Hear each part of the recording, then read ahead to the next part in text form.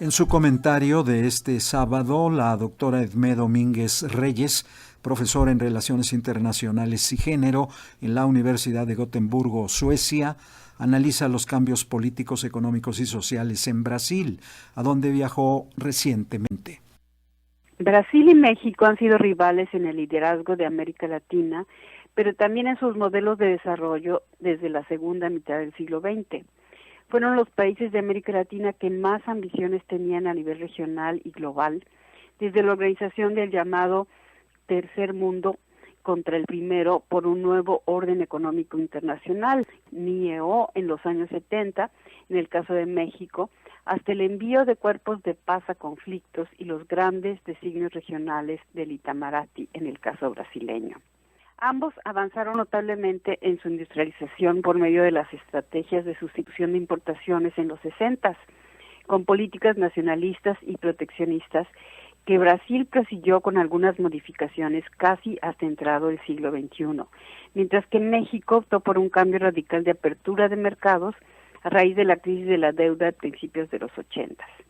Y de ahí siguió y se amplió la brecha entre ambos países. México optó por una integración regional hacia el norte basada en el libre comercio y en el acomodo a las necesidades de su vecino del norte, con tal de conseguir inversiones para su recuperación de la crisis, mientras que Brasil eligió la construcción de un mercado regional, el Mercosur, que con todo y sus asimetrías y problemas fue una muy buena solución para la exportación de manufacturas a nivel regional de sus países miembros, en particular Brasil y Argentina.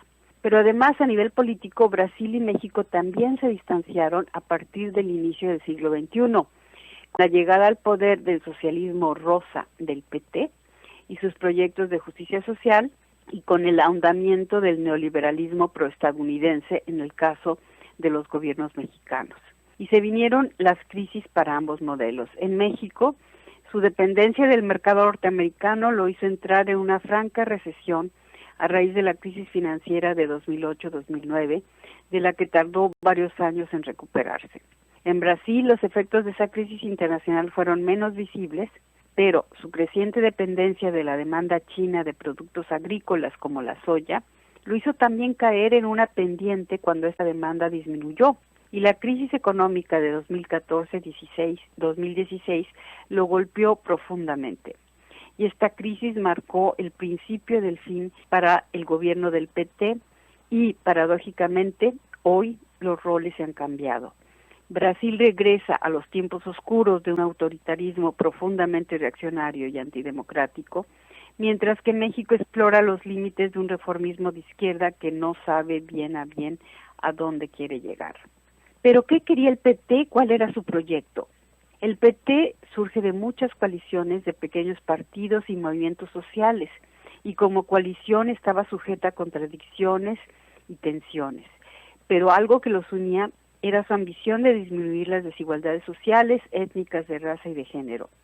De ahí los programas de subsidios, la famosa Bolsa Familia, las cuotas para entrar a las universidades públicas, que en Brasil son las de más alta calidad, las leyes y medidas para luchar contra la violencia doméstica, el impresionante programa de inversión educativa que dotaba de becas a estudiantes de educación superior dentro y fuera de Brasil, a nivel de maestrías, doctorados y postdoctorados, el más ambicioso del sur global, si excluimos a China. Brasil logró sacar a 28 millones de personas de la extrema pobreza, reduciendo esta a solo 10% de la población, pero las desigualdades siguieron entre 2001 y 2015. Los 10% más ricos acapararon el 61% del crecimiento económico, según cifras de Oxfam. En otras palabras, un brasileño con salario mínimo tendría que trabajar 19 años para lograr ganar lo que uno del estrato del 1% más rico gana en un mes. Y el 5% más rico tiene los mismos ingresos que el 95% restante. O sea, bajó la pobreza, pero no la desigualdad. Y reportes económicos más recientes nos dicen que la recuperación económica desde 2017 favoreció a los trabajadores mejor pagados, pero empeoró los ingresos de los que reciben los salarios más bajos. El proyecto del PT eran reformas, no transformaciones estructurales o revolucionarias. Al contrario, respetó, para muchos demasiado, los círculos de poder de la agroindustria y ganadería, del poder financiero e inmobiliario, en otras palabras, a las élites. La ansiada reforma agraria demandada por movimientos como el MST, los Sin Tierra, la mayor movilización campesina de América Latina, nunca se llevó a cabo, por no hablar de reformas fiscales o de medio ambiente. Eso sí, se trataron de cambiar actitudes machistas y homofóbicas, y los movimientos de mujeres, así como los estudios de género en las universidades, progresaron enormemente y se convirtieron en referentes indispensables en todo el continente. ¿Por qué entonces el golpe contra Dilma y este tsunami reaccionario y revanchista? ¿Cómo es posible que un militar retirado del ejército por desequilibrios mentales se convierta en el presidente del país más poderoso de América Latina? Las razones de este vuelco, golpe o como se le llame, son muchas y están a ambos bandos. Por un lado, las élites, las clases medias superiores, se resistían a la redistribución de poder, más cultural que económico, planteada por el proyecto del PT. Por el otro, los escándalos de corrupción al interior del grupo gobernante no fueron lo suficientemente combatidos, y aunque la oposición se revelara mucho más corrupta, eso no le impidió arrojar la primera piedra. Hubo muchos otros errores por parte del grupo gobernante, errores que fueron capitalizados por una oposición fragmentada, pero rearticulada en su ambición de acabar para siempre con el PT.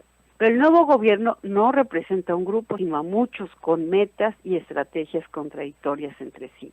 Por un lado están los neoliberales aperturistas, por otro los conservadores nacionalistas y finalmente las fuerzas religiosas reaccionarias para las que las políticas de tolerancia sexual del PT son una aberración. Pero además está la resistencia a este nuevo gobierno. Una gran parte del apoyo social al PT sigue vivo y en reorganización, como lo demuestran las manifestaciones masivas de las últimas semanas. De esto tratará mi próximo comentario. Para Radio Educación desde Suecia les habló Edmé Domínguez Reyes.